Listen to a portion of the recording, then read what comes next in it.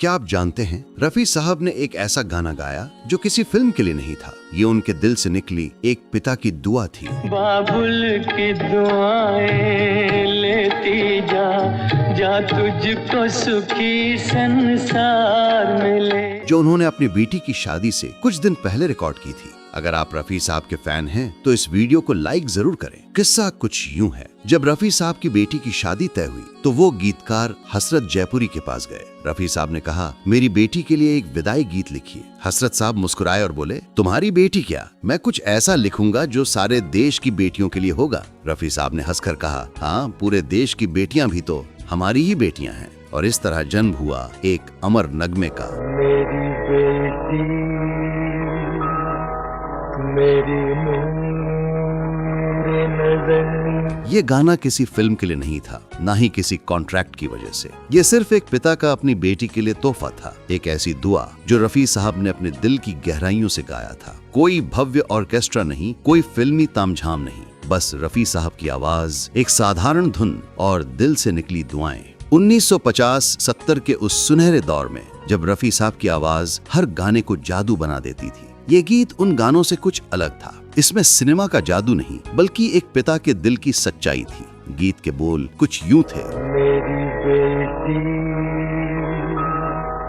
मेरी नूर नज़र। सुनने में ये शब्द सरल लगते हैं, लेकिन इनके पीछे जो भाव है वो हर पिता के दिल की धड़कन है। रफी साहब की गायकी में एक खास बात थी, वो सिर्फ गाते नहीं थे, जीते थे अपने गीतों को। और इस गाने में तो जैसे उनकी अपनी रूह बस गई थी। हसरत जयपुरी की बेटी ने खुद बताया कि रफी साहब ने खास तौर पर मेरे पिता को चुना था इस गीत के लिए, और जब रफी साहब ने मुझे आशीर्वाद दिया तो उन्होंने मेरे माथे को चूमा था, जैसे मैं भी उनकी अपनी बेटी हूँ। यही थे रफी साहब, जिनके लिए संगीत सिर्फ पेशा नहीं बल्कि जीवन का हिस्सा था। कहते हैं, जब बेटी की विदाई होती है तो पिता सबसे ज्यादा खुश भी होता है और सबसे ज्यादा टूट भी जाता है। वो मुस्कुराता है मगर अंदर से रो रहा होता है। बाबुल की दुआएं लेती जा, जा तुझको सुखी संसार मिले।